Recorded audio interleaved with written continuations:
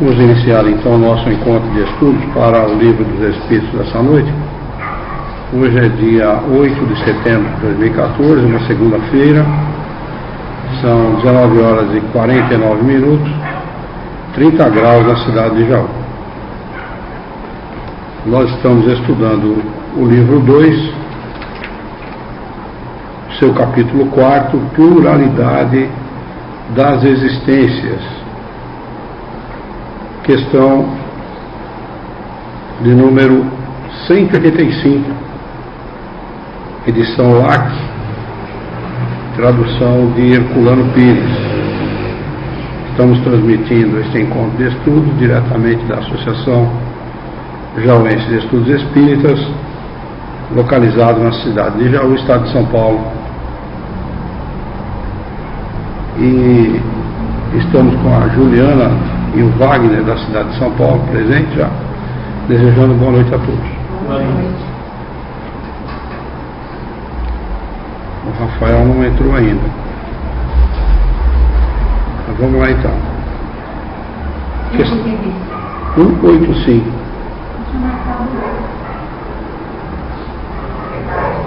Número 4A. Está marcado para vocês o 84A, hein? É.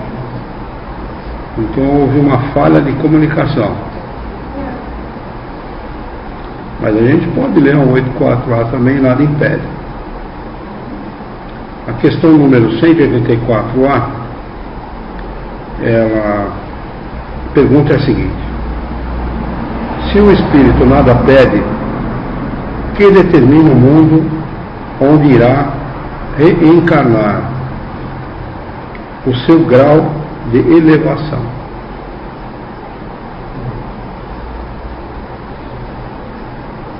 E se ele pedir? Que aqui a pergunta é se ele nada pede, mas ele pode também pedir. Aí é verificada a possibilidade, se ele tem condição de habitar o mundo que ele está pretendendo, se ele tem o grau de elevação necessária, se ele pode sair vitorioso daquela experiência. E onde é que como? Ele vai ter uma resposta? Claro, evidente. Mas eu quero perguntar para vocês onde é que fica o departamento de reencarnação. Onde é que fica? Essa é a pergunta. Nos livros de ficção. Só nos livros de ficção, porque não existe. A encarnação ou a reencarnação no mundo é determinação do espírito, é a vontade dele. Ele que pede, por diversas razões, para reencarnar ou não naquele mundo. Tá bem? Então ninguém está aqui de graça não, vocês não foram jogados aqui. Que nem semente, né? Joga lá e vê o que acontece. Não é nada. Estamos aqui porque pedimos. Tem algo a ver. 185. O estado físico e moral dos seres vivos é perpetuamente o mesmo em cada globo?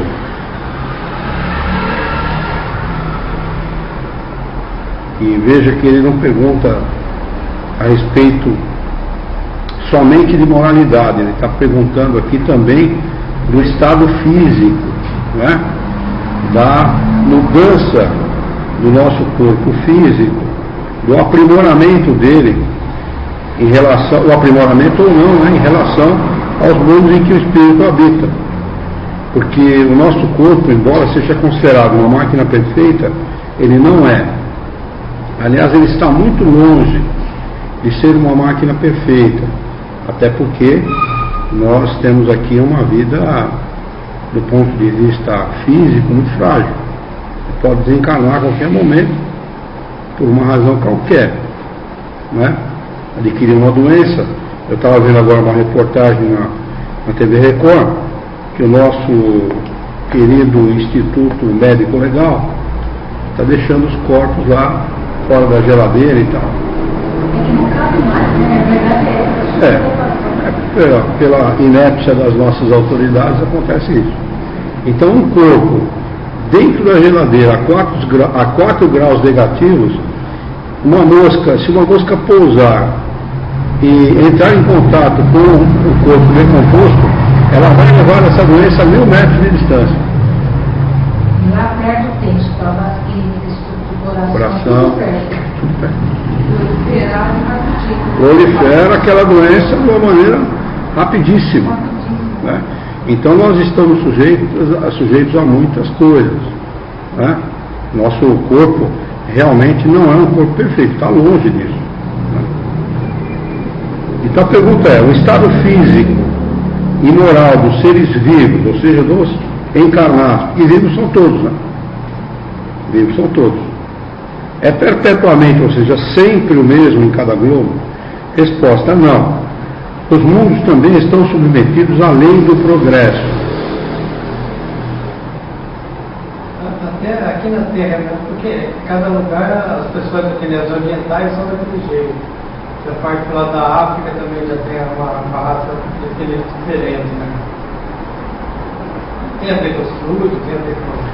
Não, tem a ver com a necessidade evolutiva de cada espírito, a experiência pela qual cada um deve passar, a necessidade que cada um tem. Eu falo de cada raça aqui na Terra tem uma característica diferente, uma cultura diferente que determina a maneira de viver. Não é? Você pegar os monges tibetanos, por exemplo, a realidade de um monge tibetano, para nós é irreal. E a nossa realidade, para eles, é irreal. Então, é a necessidade evolutiva de cada um. Existem necessidades que o espírito tem de passar por determinadas experiências, e isto é que vai determinar aonde ele vai reencarnar. Por exemplo, eu particularmente posso pedir uma encarnação entre os monges tibetanos para aprender a paciência, a calma, a resignação, alimentar-se frugalmente, por exemplo, porque eles se alimentam de uma maneira muito frugal. Né? Então, você pode pedir uma experiência dessa, para você poder adquirir determinadas qualidades, passar por determinadas experiências para você aprender aquilo que você não aprende. Fisicamente, você vai ficar parecido com aquele pessoal da região? Não, o que determina o físico não é o espírito. O que determina o físico, a origem do nosso corpo, ela é determinada pelo pai e pela mãe através da árvore genealógica, da árvore genética. Né? Os genes é que vão determinar. É que os primeiros que foram daquele jeito, foram surgindo as pessoas por causa daqueles, ficaram todas parecidas daquele jeito, os orientais e tal. Por causa que os primeiros foram daquele jeito, é isso? Não, pode ser uma mutação em função das necessidades regionais. Não é? Você pega, por exemplo, existem raças de índios que não são orientais e que têm os olhos fechados. Esses dias mesmo eu e a Sandra conversamos sobre isso também. Eu também perguntei para ele a origem dos primeiros. Ele falou que é pela necessidade também da onde eles vivem, que já é necessário para isso. Claro. Igual na África, o cabelo, sarará. No sol daquele lá, qual outro tipo de cabelo que resistiria? E qual a pele que resiste? O tom, a cor da pele. A pele, ela tem uma resistência muito maior que a nossa aos raios ultravioletas. Senão não existiria. O sol lá é muito mais intenso. Você pega o norte do nosso país. Tem que ser uma pele mais escura, tem que ser uma pele amorenada, ou então negra mesmo, que é para resistir. Agora, tudo isso vai causar um impacto na vida do espírito. Reencarnar negro em qualquer lugar do mundo, exceto entre os negros, vai causar um impacto muito grande na vida de qualquer um. Muito grande, porque a pessoa ela vai ser altamente discriminada por força da própria circunstância. No Brasil, em qualquer lugar do mundo. Se ele reencarnar nos Estados Unidos, então aí que ele está enrolado mesmo. Que daí ele vai ser discriminado. Eu tive amigos negros que foram abordados pela polícia pelo fato de serem negros. Ele não foi morto um universitário no aeroporto de Guarulhos, muito pouco tempo atrás, questão de 1 ano e meio, 2 anos atrás, foi morto por ser negro. E ele era PhD, ou então ele foi fazer uma pós-graduação fora do Brasil, ele estava voltando. Por ser negro, a polícia atirou nele. Então, quer dizer, olha o que determina reencarnar desta ou daquela maneira. Não é uma prova. É uma prova. Que pode tornar-se até uma expiação. Essa é a coisa. Né? Muito tempo, muitos anos atrás da história era judeu, né? Judeu, irmão, nossa, isso daí. Todas as raças são discriminadas, uma vez que estão fora do seu país, são discriminadas. Todas as raças. Mas o negro é pior. Que a discriminação sobre o negro, ela é mais contundente, ela é mais presente. E há parece que um consenso geral, né? De que negro é negro, de que negro é isso, negro é aquilo e tal. Né? Então. A raça negra no Brasil ela está clareando. Eu estava uma mistura de raça aí que dá. Mas essa mistura de raça é providencial. Ela é providencial. Porque ela é que vai, com o tempo, destruir a ideia do preconceito. Porque essa mistura até agora fica meio confuso determinar a raça. Porque às vezes a pessoa está falando que é negro. No Brasil não existe a raça brasileira. Negro, né? No Brasil. Não foi negro, né? Mas eu não. No Brasil não existe a raça brasileira. Porque é tudo não existe. É uma miscigenação tamanha. Gente, eu não vou oferecer para vocês que eu trouxe um só por causa da garganta. É uma miscigenação tão grande que efetivamente não existe a raça brasileira. A raça brasileira, na minha opinião, poderia ser considerada o tupi-guarani, os índios tupis, descendentes tupis-guaranis. Essa seria realmente, efetivamente, a raça brasileira. Fora isso, eu sou descendente de espanhóis e portugueses. E italiano. Eu tenho italiano e africano. Tem gente que é descendente de espanhol, italiano, português e índio. Aqui no Brasil a miscigenação é muito grande. Mas o fato é que o espírito ele vai pedir para reencarnar neste ou naquele lugar muito em função das suas necessidades de evolução moral e intelectual. Ele, até onde a gente imagina, ou a gente infere daquilo que os espíritos ensinam, numa encarnação ele faz uma experiência em humanas, em outras em exatas. E assim ele vai desenvolvendo moral e intelectual. Moral e intelectual. Mais ou menos isso. Bem equilibrado, né? Hã? Bem equilibrado. Não necessariamente equilibrado, viu? Porque se você fizer uma estimativa, você vai ver que existe, o intelecto está muito na frente da moral. Entendeu? Então, às vezes tem espírito que, por ele estar fazendo encarnações e encarnações em determinados campos do conhecimento humano, e ele gosta daquilo que faz, ele continua reencarnando daquele jeito. Não está dito aqui que o espírito pede? Ele pede, ele já está no caminho. Ele está desenvolvendo. Um intelectual alto e uma modalidade baixa. É muito comum. É muito comum você ver, por exemplo, um médico que é um sujeito super informado em todos os campos, cometer absurdos do ponto de vista moral.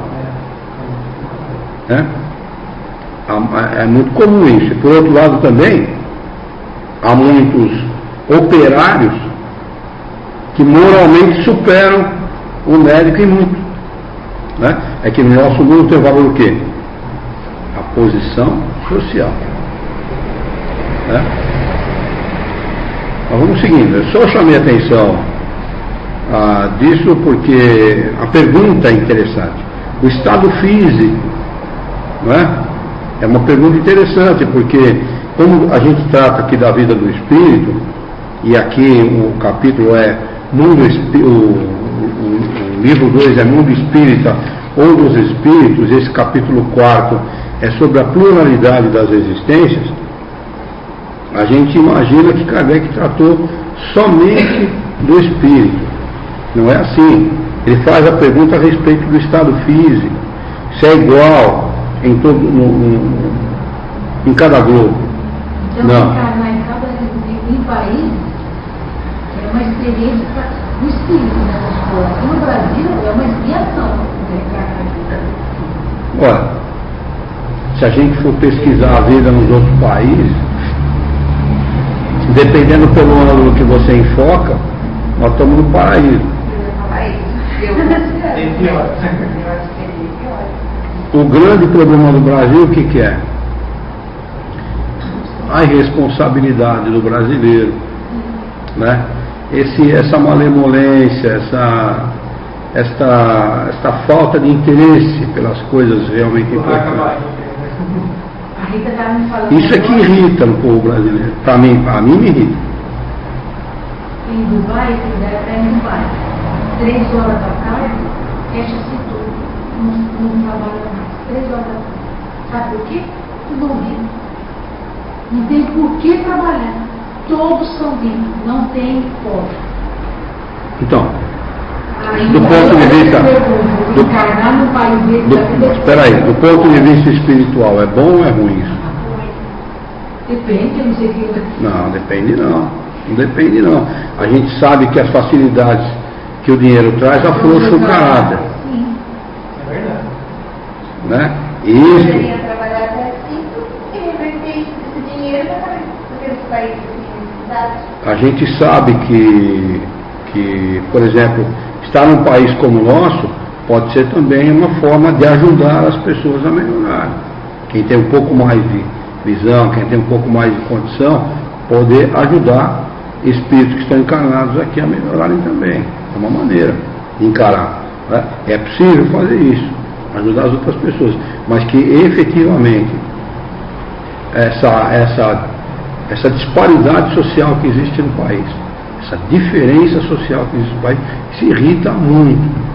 Né? E a inépcia do povo, porque ele fica olhando, fica admirando e simplesmente não faz nada. Né? Eu tenho sangue de espanhol não para diante das coisas. Não se conforma. O conformismo do brasileiro é que irrita. Mas essa disparidade não tem que haver nele. Porque não tem como viver todo mundo numa mesma situação. Não necessariamente. O Kardec faz essa pergunta para os espíritos. Não há a mínima necessidade de haver essa diferença, essa disparidade social. Essa disparidade social ela é causada pelo homem, e não por Deus. Não é nem de Deus, não. Com egoísmo, egocêntrico, sei lá, se está numa situação melhor ou inferioridade para o outro. Mas tem aqui Na realidade, o Rafael acaba de entrar. Rafael acaba de entrar, está desejando boa noite a todos. Boa noite, viu, Rafael? Não é verdade? Aqueles que trabalham mais também correm atrás das coisas que as coisas. Tá bom, mas então como se explica, por exemplo, que nos Estados Unidos uma pessoa tenha como salário mínimo $1.200, $1.300 por mês, que dá cerca de R$2.400, R$2.500 em relação ao nosso salário mínimo? Como se explica o nível de casa que eles têm? Como se explica eles consumirem 15% de tudo que é produzido no mundo? Como se explica eles consumirem a maior parte do combustível fóssil produzido pela humanidade? Por que isso? Egoísmo. Egoísmo puro. Quer dizer, para mim tudo, o resto, nada. É assim. E eles conquistam isso a mão de ferro. Eu estou falando em relação ao mundo. Agora, em relação ao nosso país, é pior ainda. Esta diferença é pior ainda. É muito mais injusta. Quando pegou fogo numa favela e o repórter, eu fico indignado com isso, o repórter chamou aqueles barracos lá no buraco, favela do Buraco Quente, na zona sul de São Paulo, vocês devem ter visto pela televisão. Chamou aquilo de casa. É só no Brasil que alguém tem o desplante de chamar um barraco daquele de casa, que não serve nem para cachorro aqui. Nem para cachorro, que me perdoem os nossos irmãos, mas nem para cachorro serve. Eu visitei muita favela, eu falo com propriedade, porque eu visitava a favela em São Paulo. Eu ia levar alimento na favela. Eu sei o que é uma favela em São Paulo, que é o jauense e o pessoal que mora aqui na região não tem a mínima noção do que significa aqueles barracos de favela. Aquilo é terrível, gente. Promiscuidade total, sujeira, lixo, imundice, violência. Imaginem. Né? E o governo não toma a menor providência. E a gente cruza os braços diante desse problema. Não se toma uma providência. Isso é que me irrita muito. Porque o povo precisava tomar. Tipo, para mim tá bom. É isso, é o egoísmo. Né? Para mim tá bom, o resto dane-se. É exatamente esse é o problema. Né? Mas a disparidade social, essa diferença social que existe, ela não é coisa de Deus, não, ela é coisa do homem. Muito bem. O estado físico e moral dos seres vivos é perpetuamente o mesmo em cada globo? A resposta dos espíritos superiores a Kardec é não. Os mundos também estão submetidos à lei do progresso. E quando eles respondem que os mundos também progridem, eles não estão querendo dizer que a matéria progride, viu, gente? Que matéria não progride, matéria não evolui, matéria não tem inteligência. Quem faz o mundo progredir são os próprios homens, são os próprios espíritos encarnados naquele mundo, o aprimoram, como nós aprimoramos o nosso, por exemplo. Saneamento básico, melhores estradas, melhores portos, melhores hospitais, melhores escolas, tudo isso aprimora a vida no planeta e aprimora o mundo também, até porque as cidades ficam mais limpas, os países ficam melhores, a vida é mais abundante e mais plena, dependendo do local onde a pessoa vive por conta disso. Só para explicar que matéria não evolui. Todos começaram como vós, em um estado inferior, e a Terra mesma sofrerá uma transformação semelhante, tornando-se um paraíso terrestre quando os homens se fizerem bons. Acrescenta Kardec: é assim que as raças que hoje povoam a Terra desaparecerão um dia e serão substituídas por seres mais e mais perfeitos. Essas raças transformadas sucederão a atual, como esta sucedeu às outras que eram mais grosseiras. 186. Rafael e Juliana, por favor, me informem se vocês estão, se o chat está funcionando normalmente, por favor, viu? E como está a imagem e o som também, por favor. Há mundos em que o espírito, deixando de viver no corpo material, só tem por envoltório o perispírito? Resposta: sim. E esse envoltório torna-se de tal maneira etéreo que para vós é como se não existisse. Então, eis então o estado dos espíritos puros. Eles têm perispírito sim, mas de tal maneira sutil, né, que para nós seria como se eles não tivessem. 186A. Parece resultar daí que não existe uma demarcação precisa entre o estado das últimas encarnações e do espírito puro. Resposta: essa demarcação não existe. A diferença dilui pouco a pouco e se torna insensível, como a noite se dilui ante as primeiras claridades do dia.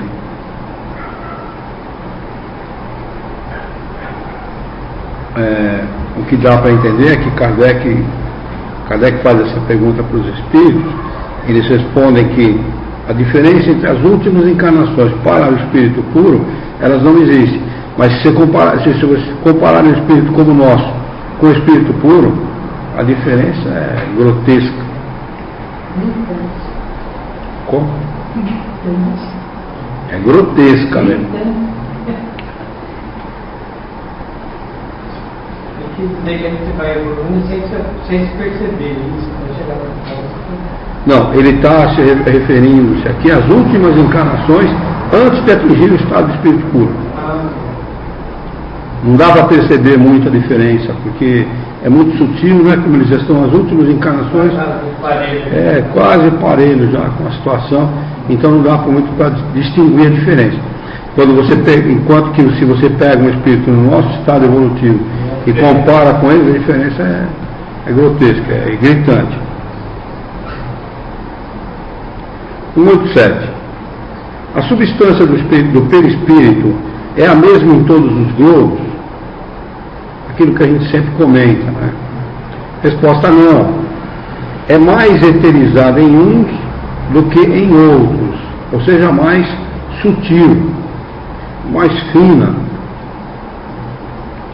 Ao passar de um para outro mundo, o espírito se reveste da matéria própria de cada um com mais rapidez que o relâmpago. Então, pode ficar tranquilo que trocar perispírito é tudo lá mesmo. Deixa pra mim que eu troco perispírito rapidinho. E isto põe por terra toda aquela teoria de que o perispírito tem memória, tem inteligência, tudo. Fica marcado de uma encarnação para outra, fica nada. Se ele sai daqui e vai viver em outro lugar, ele troca o perispírito lá e o dele fica aqui, acabou. 188. Os espíritos puros habitam mundos especiais ou encontram-se no espaço universal sem estar ligados especialmente a um globo? Eles respondem: os espíritos puros habitam determinados mundos, mas não estão confinados a eles, como os homens à terra. Eles podem, melhor que os outros, estar em toda parte. O que vocês acham? Eles ficam nesses mundos ou não? Acho que não. Apesar que Eu, particularmente, acho que eles não ficam, não. E o rodapé? Esse rodapé aqui é grande, esse rodapé É muito bacana. foi escrito por Kardec, viu? E é muito bacana, é muito explicativo. Rodapé de número 1, de Kardec, que diz o seguinte: de todos os globos que constituem o nosso sistema planetário, segundo os espíritos, a Terra é daqueles cujos habitantes são menos adiantados física e moralmente. Quer dizer, a gente é feio e bruto, não é? Marte lhe seria ainda inferior. Todo mundo acha que Marte, na boca aí dos ufólogos, Marte é superior à Terra, mas é inferior. E Júpiter muito superior em todos os sentidos. Lembra aquele estudo que nós fizemos na sexta? O Sol não seria um mundo habitado por seres corpóreos, mas um lugar de encontro de espíritos superiores, que de lá irradiam o seu pensamento para outros mundos, que dirigem por intermédio de espíritos menos elevados.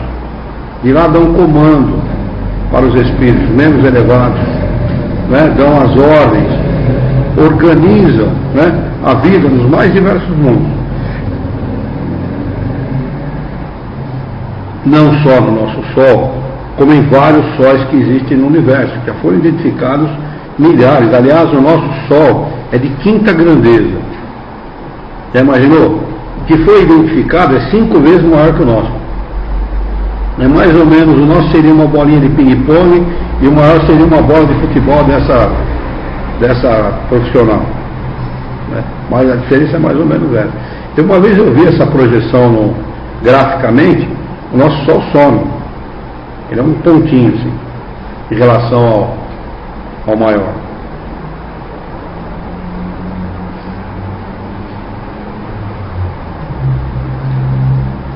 Que dirige por intermédio de espíritos menos elevados, com os quais se comunicam por meio do fluido universal. Essa explicação aqui é para a gente lembrar que o fluido universal é condutor do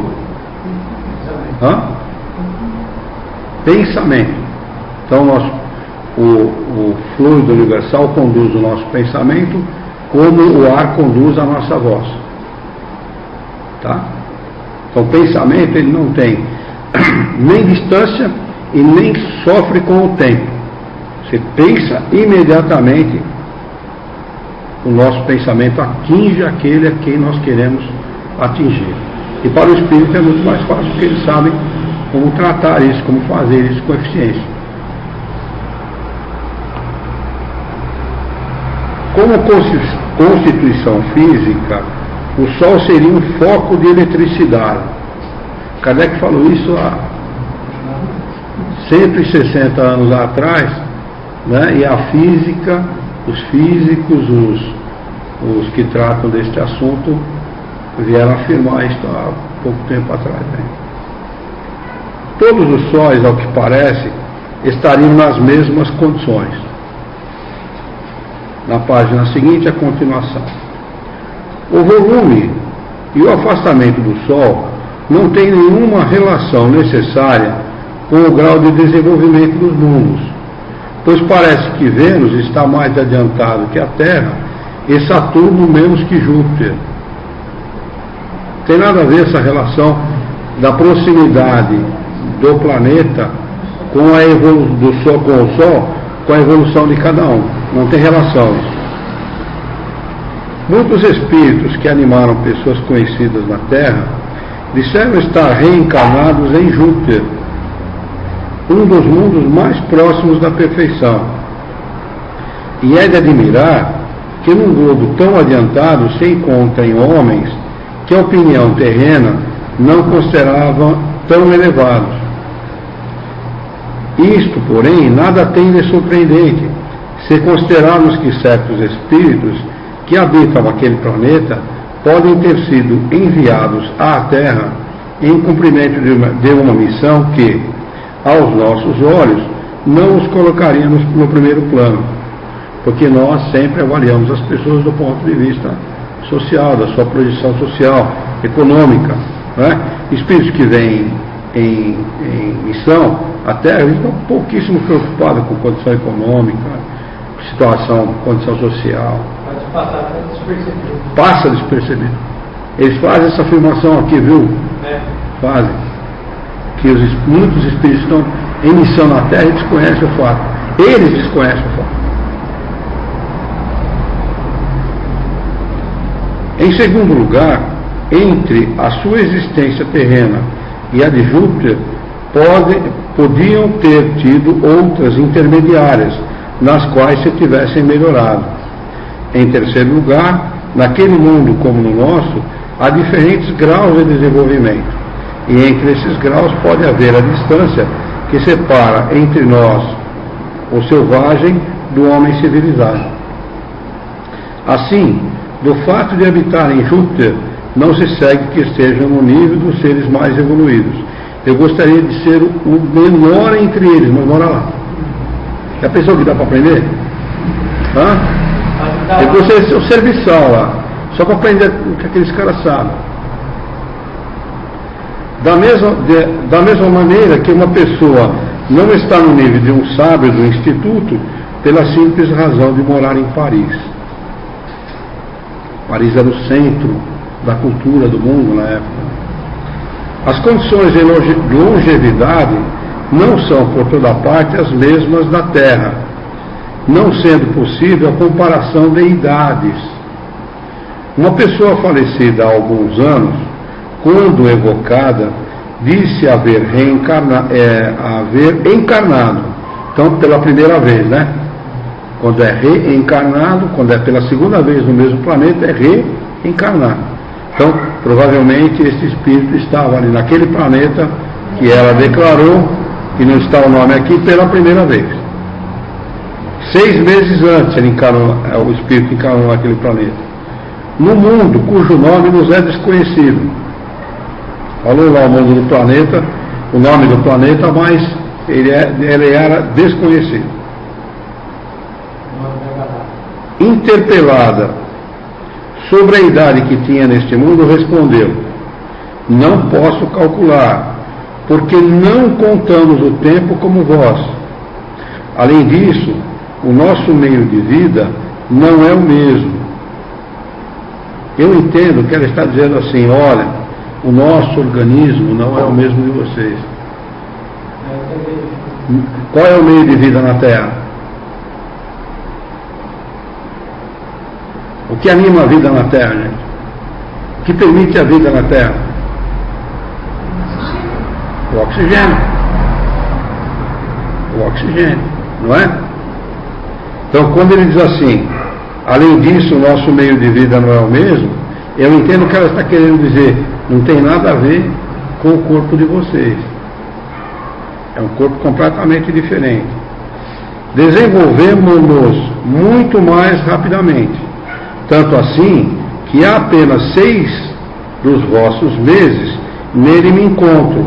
E posso dizer que, quanto à inteligência, tenho 30 anos da vida terrena. 6 meses em 30 anos. É mais que o Juscelino Kubitschek, de 50 anos em 10, né? Em 5. 50 anos em 5. 30 anos em 6 meses. Muitas respostas semelhantes foram dadas por outros espíritos, e nada há nisso de inverossímil, ou seja, que se distancie da verdade ou da verossimilhança. Não vemos na Terra tantos animais adquirirem em poucos meses um desenvolvimento normal. Por exemplo, o cachorro fica adulto aos 2 anos. Nós levamos pelo menos 30. Né? Porque não poderia dar-se o mesmo com o homem em outras esferas? Notemos, por outro lado, que o desenvolvimento alcançado pelo homem na Terra, na idade de 30 anos, talvez não seja mais que uma espécie de infância. Com certeza. Tem muito homem que chega aos 60 e é totalmente infantil, comparada ao que ele deve atingir. É preciso ter uma visão bem curta para nos considerarmos os protótipos da criação. Olha Kardec dando uma cutucadinha de leve na Igreja Católica. E seria rebaixar a divindade acreditar que, além de nós, ela nada mais poderia criar. A Ju está fazendo uma colocação aqui, dizendo assim: talvez esteja se referindo também à presença da água em nosso planeta e em nosso corpo. Se a constituição do corpo deles é diferente, certamente pode não ser necessariamente a água, né? E pode ser também a água com algo que anime a vida, que não seja, por exemplo, o oxigênio, que seja o hidrogênio, por exemplo. Poderia ser tudo, nada. Não necessariamente. A aparência seria semelhante, mas os órgãos diferentes. Em 6 meses ela tem 30 anos do nosso desenvolvimento. O corpo não pode ser o mesmo. A constituição celular e o desenvolvimento dessas células é completamente diferente. O metabolismo, já imaginou o metabolismo no corpo desse? Nem para imaginar um troço desse. Dá nem para imaginar um troço desse. Fala que né? no momento que a gente fala Nós estamos ainda, desse jogo, nós estamos ainda nem nas preliminares, viu? Nem nas preliminares. Mas é possível, olha, esse espírito, ele foi evocado e ele habitou a Terra. É possível, se nós nos esforçarmos, alcançarmos esta progressão, né? É possível, está no campo das possibilidades. Não é interditado aos espíritos a evolução. Ao contrário, é uma lei. E o Criador garante a quem queira, não é?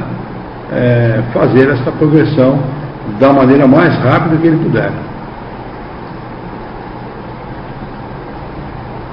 Vamos lá. Ficou alguma dúvida nisso que a gente leu? Alguém quer fazer alguma pergunta? Vamos lá então. Item 4, transmigração progressiva. Eu peço que vocês atentem para este item aqui, porque este item explica muitas coisas mesmo, que acontecem no nosso planeta e que não são racionalmente explicadas de outra maneira. Kardec sempre fala, um sistema, ele só é bom se explica todos os pontos. Se ele fecha, se ele não fecha, ele não serve.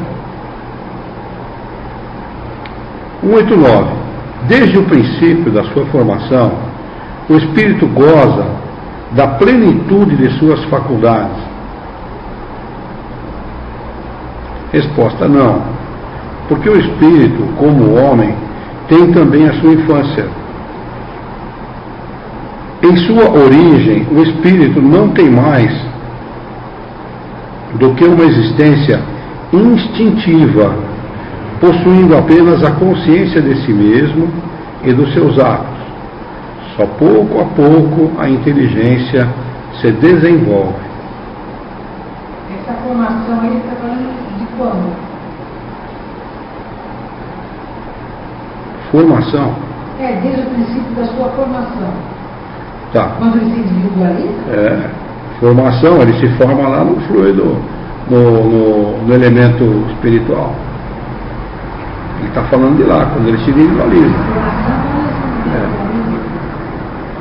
Desde o princípio de sua formação. Se ele está formado, é porque eu entendo que ele já é uma individualidade. Não é isso? E ele pergunta se o espírito goza da plenitude de suas faculdades. Ele as tem em estado latente, mas não goza delas. Porque ele precisa, através das sucessivas encarnações, desenvolver pouco a pouco a inteligência. Questão de número 190. Qual é o estado da alma em sua primeira encarnação? Então ele já deu um pulo aqui, deu um salto, né? Da individualidade do espírito, passa por todos os reinos e atinge a fase hominal, né? Qual é o estado dele? A primeira encarnação. Resposta dos espíritos: o estado da infância na vida corpórea. Sua inteligência apenas desabrocha, ele ensaia para a vida. E ele não está falando do estado, do nosso estado, né, nos primeiros dias da nossa existência, mas da infância, onde o espírito já tem uma certa liberdade, mas não tem autonomia. A infância do espírito. Nossa infância aqui no nosso mundo. No nosso mundo. Ele está comparando as primeiras encarnações ao espírito, ao estado em que nós vivemos quando nós passamos pela nossa infância aqui na Terra. Precisa de alguém para orientar, precisa de alguém para ajudar, precisa de alguém para mostrar que isto é certo, que aquilo é errado, né? O espírito não tem o desenvolvimento necessário do corpo para que os seus atributos se manifestem. Os atributos vão começar a se manifestar lá pelos 25, 26 anos de idade, quando ele já está perto da idade adulta. Não é isso? Essa é a comparação que ele está fazendo. Você está fazendo a comparação com o espírito, né? Como se desenvolve isso? Não. E a pergunta de Kardec é: qual é o estado da alma em sua primeira encarnação? Quando ele encarna no mundo, já no estado, ele já está no estado nominal, quando ele encarna no mundo pela primeira vez. Recebeu um corpo de carne e vai viver como encarnado em um mundo pela primeira vez.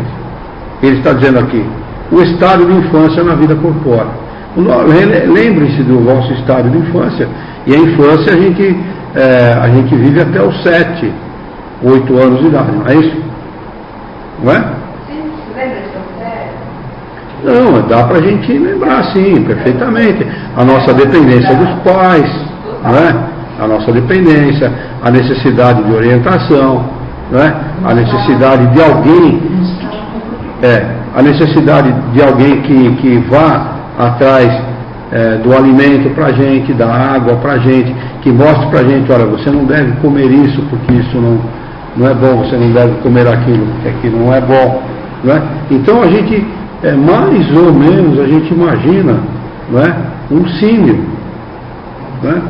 Ou algo um pouco acima de um símio, que é capaz de manifestar-se com um pouco mais de inteligência.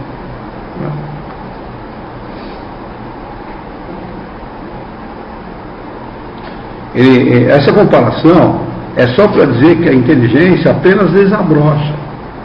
Apenas, né, ela vai, no nosso caso, ela vai se manifestar lá pelos 25, 26 anos de idade, na sua plenitude. O homem toma posse dos seus caracteres lá pelos 25, 26 anos de idade. Né? Mas nesse caso aqui, ele está dizendo exatamente que não vai acontecer isso. Ele vai viver nesse estado de infância pela existência toda, que deve ser acredito, deve ser uma existência bastante curta. Né? Como ele não tem estado de erraticidade, o estado de erraticidade dele praticamente não existe, ele reencarna, né? Até ele despertar para O selvagem tinha uma idade bem curta. A necessidade de ficar no corpo é muito premente. Ele tem que estar no corpo sempre para poder fazer experiência, a fim de desenvolver a inteligência. Quando ele desperta para o discernimento, quando ele entende, ele começa a entender que ele precisa fazer a distinção entre o bem e o mal, entre o certo e o errado, aí os períodos de erraticidade são mais longos. E aí ele começa também a desenvolver-se, a aprender em estados de erraticidade.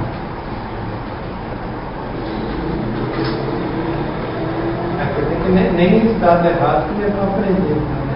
Não, ele praticamente não tem estado errado. Ele não tem. Ele sai de uma encarnação e praticamente entra em outra.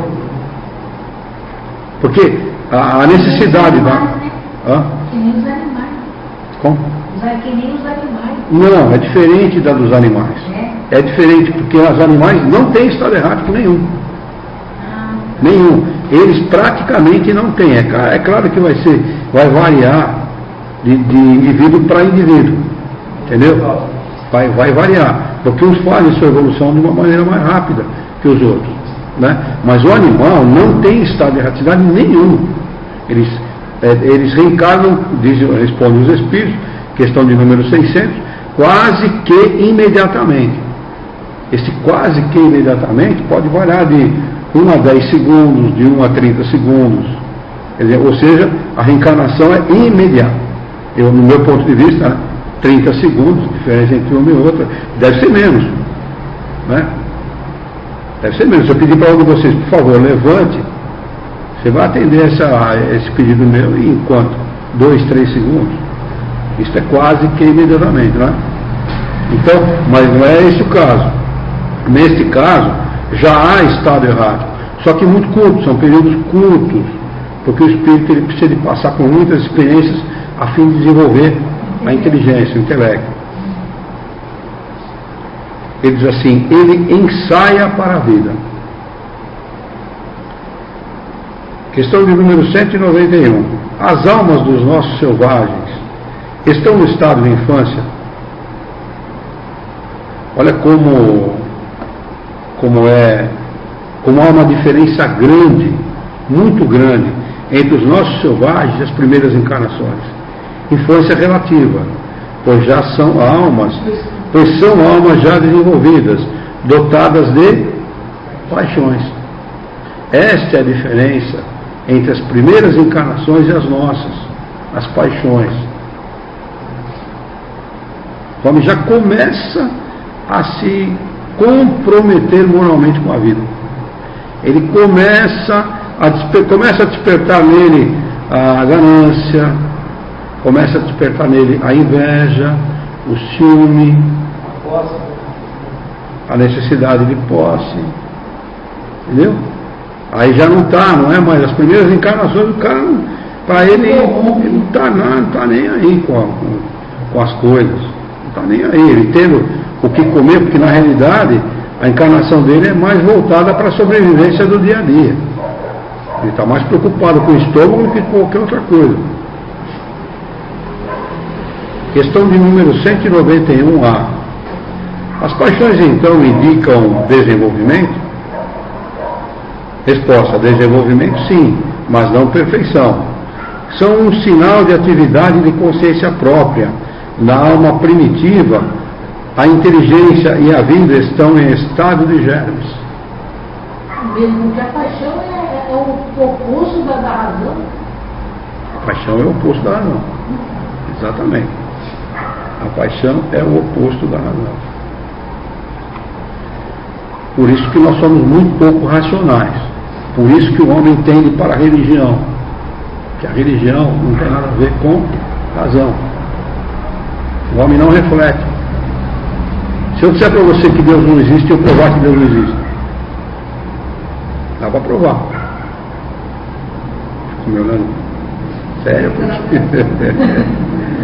Dá para provar. A paixão é difícil sair da gente porque vem nada na cabeça. Hã? A paixão vem nada da gente. A paixão, ela se desenvolve com o egoísmo. O homem começa a ficar egoísta, ele começa a desenvolver as paixões. Ele começa a entender que quem possui mais, tem mais poder no mundo material. Consequentemente, ele começa a desenvolver as paixões, que são filhas do egoísmo. Quando se dá conta do que é melhor para si próprio, ele já não se importa mais com Na realidade, ó, não é quando ele se dá conta do que é melhor para ele. Quando ele se dá conta, comodidade, conforto. quando ele se dá conta de que quanto mais ele tem, mais ele manda. Nosso mundo é regido por isso. Nosso mundo é um dos mais atrasados exatamente por conta disso. O homem é um ser apaixonado pela vida, ele não vive, ele é apaixonado pela vida. O que é diferente de você viver. Vive aquele que entende que é um ser imortal. Esse vive, porque ele não vive para a vida material. Ele vive com objetivos de viver a vida e da imortalidade, a vida espiritual. Então ele entende que ele tem que adquirir bens espirituais. Os bens materiais são sempre relativos. O materialista ainda vai descobrir isso. Feliz daquele que já descobriu isso. Entendeu? E também é diferente daquele que é desapegado das coisas materiais. Porque ele é desapegado por irresponsabilidade. Se ele malbarata o uso do dinheiro, se ele é perdulário, ou seja, se ele gasta indevidamente, o que vai acontecer no futuro? Ele vai pôr em risco a qualidade de vida dele, o equilíbrio da vida dele e daqueles que dependem dele. Então, tanto um quanto o outro, tanto aquele que amealha e guarda para si, o egoísta, quanto aquele que joga fora, tanto um quanto o outro são apaixonados pela vida. Não vivem. Vive aquele que tem equilíbrio, que procura gastar sabendo, com sabedoria, né? Que procura viver e aceitar a vida como ela se apresenta para ele, sempre objetivando a vida espiritual, nunca objetivando somente a vida material. Ele sabe que a vida material ela tem um peso relativo na sua felicidade, mas que a felicidade real é a vida espiritual. Então este vive, o outro não. Mas ela focou em outro ponto de vista, não foi? O que eu quis dizer assim, que o mal começa quando a pessoa quer ver só para si mesmo. Mas nesse sentido. E aí ela começa a se importar menos com os outros. Mais eu tenho, mais eu entendi perfeitamente aquilo que você falou. Só que você usou um termo inadequado. Porque ela não sabe o que é melhor para ela. Entendeu? Eu quis dizer? Foi nesse ponto que eu quis dizer. Entendeu? Você falou, quando a pessoa sabe o que é melhor para ela, ela não sabe o que é melhor para ela. Que a pessoa que é materialista Se ela soubesse realmente o que é melhor para ela, ela não seria materialista. Ela não amealharia somente para ela. Não seria egoísta a ponto de recolher somente para ela. Entendeu? Ela ia saber usar e preservar o seu patrimônio com sabedoria. Sem precisar prejudicar, sem precisar enganar, sem precisar fazer todas essas coisas que nós vemos no nosso mundo. Hã? Que não seja egoísta. Uns mais, outros menos. No nosso mundo, de uma maneira geral, a maioria é egoísta, mas a gente não pode dizer que todos são, porque isso é querer prejudicar os outros, a gente não tem esse direito. Como o senhor Milton fala, quando você ama o seu filho, o amor ao filho do vizinho. Isso não vai acontecer no nosso mundo. Isso não vai acontecer no nosso mundo, no estado evolutivo que nós estamos, não. Né? Então, mas é o tal negócio, a controvérsia. A gente pode analisar isso do ponto de vista das leis, pode analisar do ponto de vista moral, mas pode analisar do ponto de vista das leis. Para a lei, você não tem o direito de amar o filho dos outros. Pegue uma criança jogada no meio da rua, passando fome, miséria e necessidade, leva para a casa, é o que acontece. Você se torna uma sequestradora. Então, não, mas ele está falando depende muito. O que eu não quero meu filho, eu não quero que o filho. Então, mas aí você não precisa amar como a gente entende o amor, o filho dos outros, como a gente ama da gente. Porque nós não podemos fazer por ele o que a gente faz pela gente. Você pode, por exemplo, educar o filho do vizinho? Não pode. Não desejar o mal é obrigação de qualquer cristão. Mas não é só não desejar o mal para o filho do vizinho. É não desejar o mal para o vizinho, não desejar o mal para a mulher do vizinho, para o parente do vizinho, não desejar o mal para ninguém. Então, esse negócio de amar o filho dos outros como a gente ama da gente, no nosso mundo, é muito relativo. É bastante relativo, porque a gente não vai poder fazer isso nunca. Até porque é moral, mas não é legal.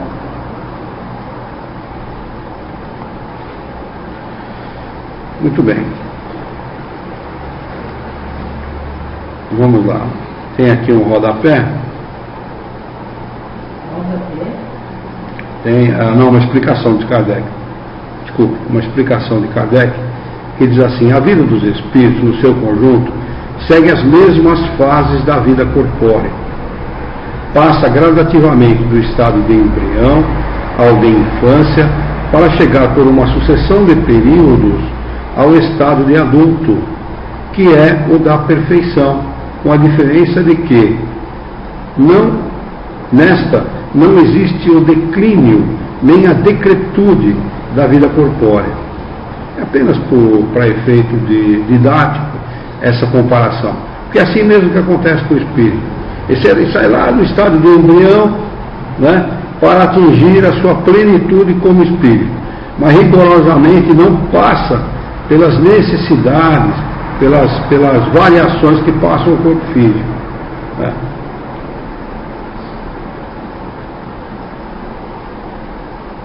Que a sua vida, que teve um começo, não terá fim. Quer dizer, então não pode mesmo ser comparada com a do corpo, a não ser pelo fato de que nós passamos do embrião para o estado de infância, daí para todos os outros estados, até atingir a fase adulta. Né? Que lhe é necessário, do nosso ponto de vista, um tempo imenso para passar da infância espírita a um desenvolvimento completo, e o seu progresso realizar-se não sob uma esfera apenas, mas através de diversos mundos.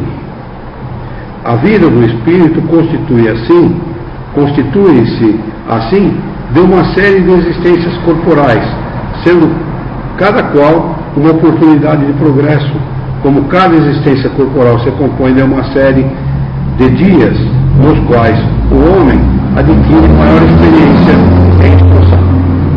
Mas, da mesma maneira que, na vida humana, há dias infrutíferos, na do espírito há existências corpóreas sem proveito, porque ele não soube conduzi-las.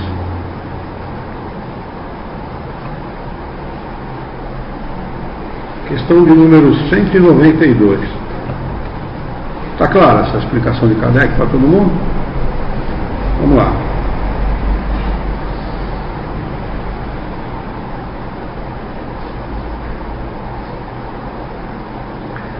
Por uma conduta perfeita, podemos vencer já nesta vida todos os graus de nos tornar espíritos puros, sem passar pelos intermediários?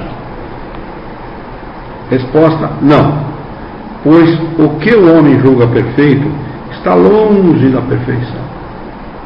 Há qualidades que ele desconhece e nem pode compreender. Pode ser tão perfeito quanto a sua natureza o permita, mas esta não é a perfeição absoluta. Da mesma maneira que uma criança, por mais precoce que seja, deve passar pela juventude antes de chegar à maturidade, e um doente deve passar pela convalescença antes de recuperar a saúde. Além disso, o espírito deve adiantar-se em conhecimento e moralidade. E se ele não progrediu, senão num sentido, é necessário que o faça no outro, para chegar ao alto da escala. Entretanto, quanto mais o homem se adianta na vida presente, menos longas e penosas serão as provas seguintes. Olha, de tudo que ele respondeu, de toda a explicação que ele fez, a última frase para nós é o que interessa. Esta é o que realmente interessa. E eu posso afirmar categoricamente o seguinte: quem consegue entender o ensinamento dos Espíritos e está numa sala de estudo como essa, jamais volta a ser a mesma pessoa. Jamais. Ela não... o conhecimento não permite que ela retrograde. Não permite. É daqui para frente. Não tem como. É daqui para frente. Nós, ao tomarmos um livro como esse na mão e estudarmos, é a mesma coisa que se nós... Você sabe o que é catapulta? Sabe? Aquele negócio de lançar pedra. É mais ou menos como sentar num negócio daquele. A gente vai ser projetado. Com certeza. Eu não estou falando isso por excesso de otimismo, nada disso. É que é o natural. O conhecimento nos atinge, este conhecimento nos atinge na inteligência. Não atinge somente nas nossas necessidades imediatas, sabe? Porque a religião ela é capaz de atingir o homem nas suas necessidades imediatas, especialmente nas emocionais. E para o homem, rigorosamente, não é necessário aquilo que lhe atinja somente o emocional. É necessário aquilo que lhe atinja a inteligência, porque através da compreensão de determinadas verdades, ele muda a maneira de pensar. E nisso é que está a revolução. Às vezes uma ideia traz tipo um consolo, um conforto naquela hora no emocional. Só. Agora, ele tendo esse conhecimento, ele evita futuros sofrimentos. Tipo uma solução para o problema que ele sofreu. A palavra é essa. A palavra é essa que você citou. Solução. Né? Que vai evitar de acontecer outras vezes. Solução. Não é paliativo. Não é um remédio paliativo que vai resolver somente o momento. Isso aqui é solução para a nossa existência. Então eu digo que a gente vai estudar a doutrina espírita nessa encarnação, desencarnar e estudar a doutrina espírita, reencarnar e estudar a doutrina espírita, até que este conhecimento esteja dentro de nós. E isto faça parte da nossa maneira de ser. Aí a gente pode pegar o livro do Espírito e jogar fora. Não temos mais necessidade dele. Mas retroagir, em hipótese alguma. Eu conheci um senhor aqui na região de Jaú, estive com ele umas 2 vezes. Ele era presidente de uma casa espírita aqui na região, muito conhecido. E esse senhor se tornou evangélico.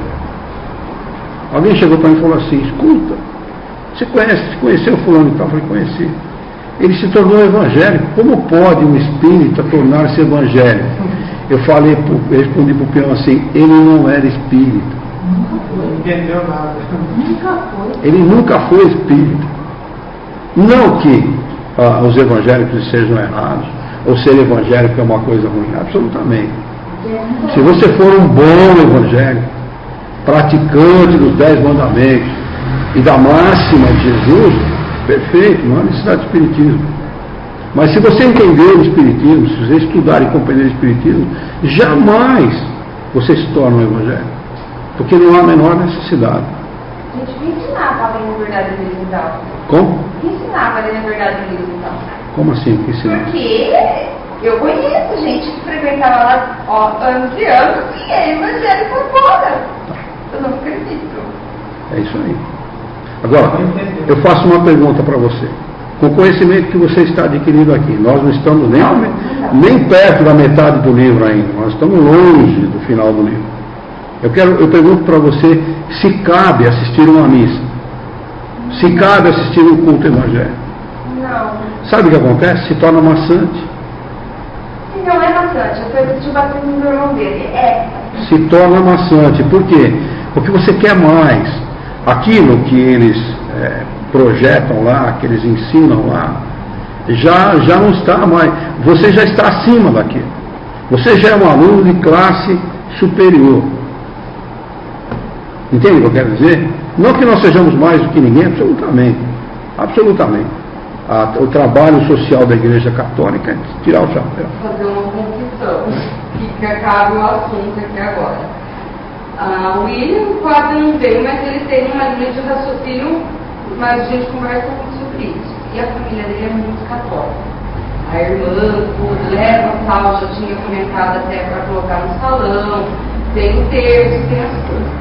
Esses tempos atrás de tanta insistência, como estava ruim o movimento, ela falava que era falta aqui na igreja, que a igreja de São Benedito era ali na rua de casa, porque que eu não ia, de cobrança mesmo, aquela coisa que chega até incomodar. Eu fui com William numa quarta-feira, lá no Nova Jaú.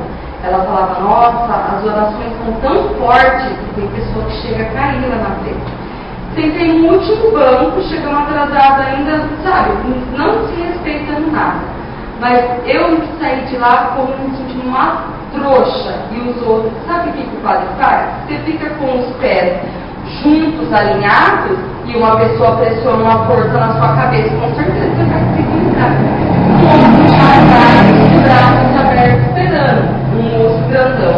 E eu fiquei com a mão assim na frente, ele se cruzou, soltou meu braço e deixou assim. Só que como estava indo a fila, eu já estava observando, eu falei, comigo não. Coloquei um pezinho na frente do outro e fiquei bem firme. Ele fez a oração dele, eu falei, William, você sentiu a mesma coisa que eu senti? Ele falou, lógico, meu, ele me pula. Agora, se eu for falar uma coisa dessa pra ela vai se sentir a pessoa mais ofendida do mundo. Então, entendeu? É aquilo que a gente estava comentando, olha, sem querer aqui julgar o trabalho de quem quer que seja, mas também nós não podemos ser inocentes, né, de não perceber a fraude. Isso é uma fraude. Com certeza. Eu fiquei assim. A gente sabe que essas pessoas, elas são envolvidas por uma ação que visa o emocional, atingir apenas o emocional da pessoa. Esse é o objetivo desses casos.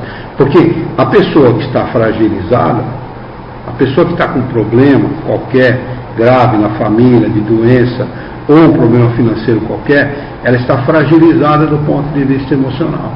Você cria uma situação como essa, você cria um clima.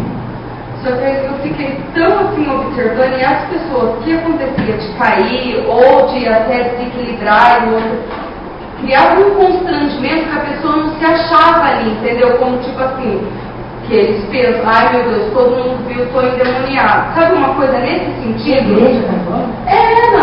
Deve ser aquele culto. Que é só de quarta-feira. Não, como é que chama? Carismático.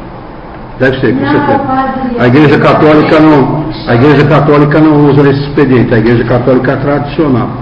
A romana não usa. Mas é toda quarta-feira essa missa não. Sim, mas é uma missa dessa que ela citou. Uma missa carismática, com certeza. Deixa eu ver o que a Juliana escreveu. Assistir às missas sempre foi maçante para mim, assim como alguns cultos espíritas é bom, de lugares que se dizem centros espíritas, aqui em São Paulo, quase totalmente sem conteúdo que se possa aproveitar. Olha, essa malandragem que você citou acontece em centro espírita, viu? Não vou citar nome aqui, nem lugar. eu não vou, esse caso que eu vou citar não é estado de São Paulo, é outro estado. Tá? A pessoa chega naquele determinado local, ele é entrevistado, é perguntado o nome, filiação, enfim, perguntar tudo o que é possível perguntar, fuçam a vida da pessoa, tudo que pode, onde ela mora, o que aconteceu com ela, se ela sofre de alguma doença, qual é a doença, se está em tratamento, não sei o que e tal. Se ela tem sonhado com algum parente desencarnado e tal. Depois essa ficha vai para o médium e o médium fala da vida da pessoa. Tem que falar, né? Não tem que falar? Tem que falar. E esse cara é considerado o bambambam dentro do espiritismo. O bambambam. Olha, o senhor tem que fazer a instrução que vai falar? É um centro espírita fora? Olha, eu não. Tem um aqui, né? Que leva uma excursão enorme. Por 5, 6 salas até chegar na última. Não é de cura espiritual, não. Esse sujeito ele faz um trabalho semelhante ao trabalho do Chico. Só que o Chico, ninguém dava dica para ele do tipo o que a pessoa estava passando. Esse manda fazer entrevista anterior. Entendeu? É malandragem. É malandragem. Esse cara tem um nome no meio espírita que todo mundo cita o nome dele como se estivesse citando o nome de Jesus. A minha família sempre foi evangélica, assim, de igreja evangélica. Eu fui batizada na congregação cristã. Quando vim morar em Jaú, fiz crisma, fiz primeira comunhão. E agora que eu me encontrei. De nada, da onde eu fui, ou do que me falaram, ou de véu, ou sem véu, ou sendo homem separado de mulher, de nada. Me fez entender, trazer sentido para o que eu pensava, ou uma explicação por que as coisas aconteciam. Sabe por quê? Porque o espírito, e eu não estou falando de ser encarnado não, estou falando do espírito mesmo, ele chega a um grau de maturidade que nada mais disso satisfaz. Então é por isso que Kardec diz o seguinte: se você é um católico e é um bom católico, nós o felicitamos. Se você é um reformista, se você está bem na sua religião, seja um excelente seguidor da sua religião, e nós o saudamos. Agora, se você busca uma opção, nós te oferecemos o espiritismo. Porque assim, a maturidade do senso moral é que faz toda a diferença. Essa que realmente faz diferença. Porque tem gente que, para ela tá bom, ela vai lá, assiste tudo aquilo, e para ela tá bom, ela não quer mais que aquilo. Aliás, ela não quer entender nada. O objetivo dela não é entender. O objetivo dela é resolver os problemas imediatos. Tem muita gente que vem aqui no seu espírito com esse propósito. Como faz, você resolve. A Juliana escreveu aqui que... Eu brinquei com ela com a palavra culto, ela escreveu aqui: eu usei a palavra culto de propósito, pois tornam-se verdadeiros cultos. É verdade mesmo, é verdade mesmo. Quer dizer que com rituais, imagens, música, etc. Nada a ver com a doutrina espírita. Na realidade é uma adaptação. Vamos marcar aqui a... Vamos lá. Oi? A 192, né? 192. Vamos marcar aqui a 192 lá para a gente retomar na próxima. Hoje é dia 8 de 9 de 2014. 192A. Luiz, agora deixa eu fazer uma pergunta aqui também, não está aqui, mas eu vi já no site. O que seria essa entrevista e recepção? A entrevista e recepção foi aquilo que você fez quando você chegou aqui.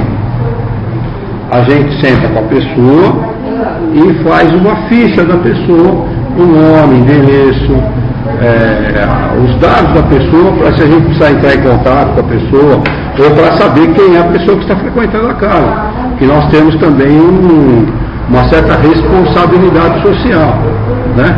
Nós temos que identificar a pessoa, quem é a pessoa que está frequentando a casa, e saber qual é o problema da pessoa básico, o problema básico, por que ela vem, o que ela vem buscar na casa, né? Porque aqui a gente não indica para ninguém tornar-se espírita. Ao contrário, se você vem aqui só para buscar ajuda, perfeito. E problema, nós vamos lhe ajudar na medida das possibilidades.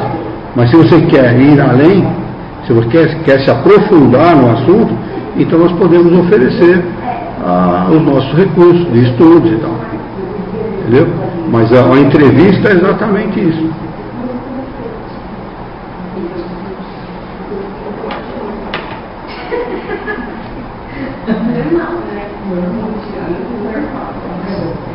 Hoje não. A Juliana está fazendo uma pergunta aqui, ó. Preste atenção. Isso é bom para nós. Preparem os garfos ou as colheres. No dia do aniversário, do meu aniversário, estarei em Jaú e cairá numa segunda-feira. Portanto, ela vai assistir a aula com a gente. Vou levar o bolo para a aula. Pode? O que vocês acham? Eu falo. Então pode, Ju. Ela vai estar aqui. Ela vai estar conosco. Vamos fazer a nossa prece? Vamos então elevar o nosso pensamento, mentalizar a figura excelsa e amiga de Jesus, o nosso Mestre. Juntos com Jesus, vamos nos dirigir ao Criador, ao Senhor da vida, fonte inesgotável de paz, amor, harmonia, bondade, misericórdia e justiça, para agradecê-lo imensamente pela oportunidade de aqui estarmos reunidos em seu nome para discutirmos e refletirmos a respeito das questões propostas nessa noite. Permita-nos, Senhor, ao longo dos nossos dias, termos bom ânimo, coragem, determinação, ideias renovadas, alegria de viver e muito entusiasmo para que nós possamos trabalhar, dignificar a vida, que nós possamos ter a força necessária para orientar a própria existência por um profundo e sincero respeito ao nosso próximo. Em teu nome, em nome de Jesus, em nome dos bons espíritos, em nome do nosso diretor espiritual e de sua equipe, de todos os encarnados e desencarnados que participaram do nosso encontro de estudos essa noite, nós o declaramos encerrado.